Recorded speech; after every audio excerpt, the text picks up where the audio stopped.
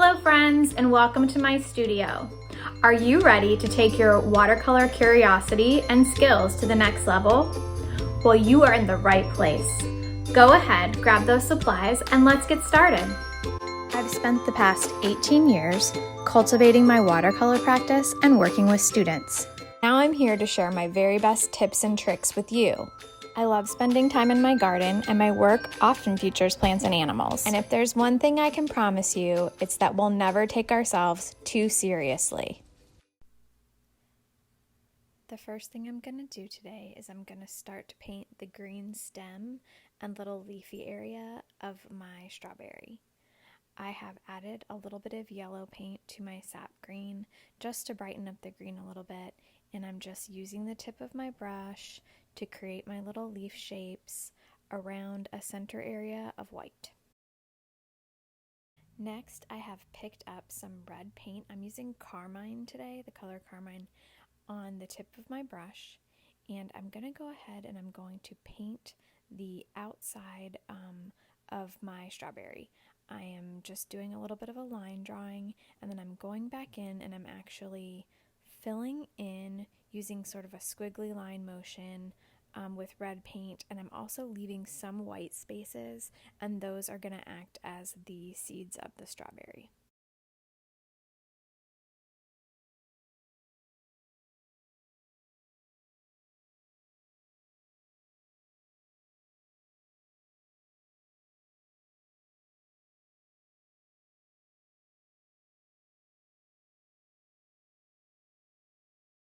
Next, I'm going to show you how to paint the strawberries blossoms. So I start out with some dash lines to denote where I want my petals to go, because I'm not actually going to paint the center of the flower yet.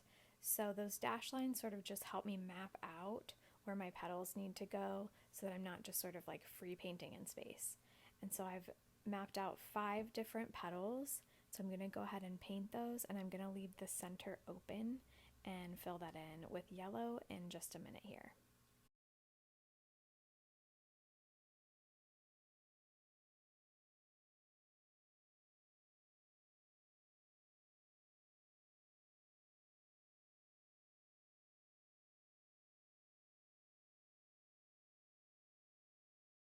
In order to make these little practice blossoms and this strawberry into more of a composition, I'm just going to go back and I'm just going to start filling in some really simple green leaf shapes.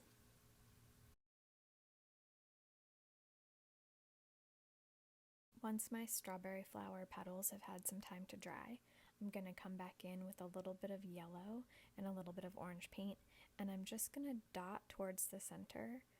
I like the way that there is still a bleed with the watercolor paint, but I find that it's easier to control the bleed when you add the center of the flower second instead of doing it first.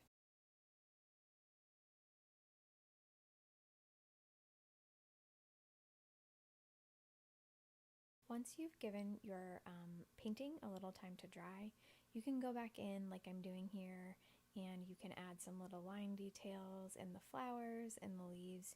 You could even go over the strawberry again if you wanted to make it a little bit brighter red. And that is it for today's tutorial. Thanks! I hope you'll click subscribe and share this tutorial with someone who you think might enjoy it. Stay watercolor curious!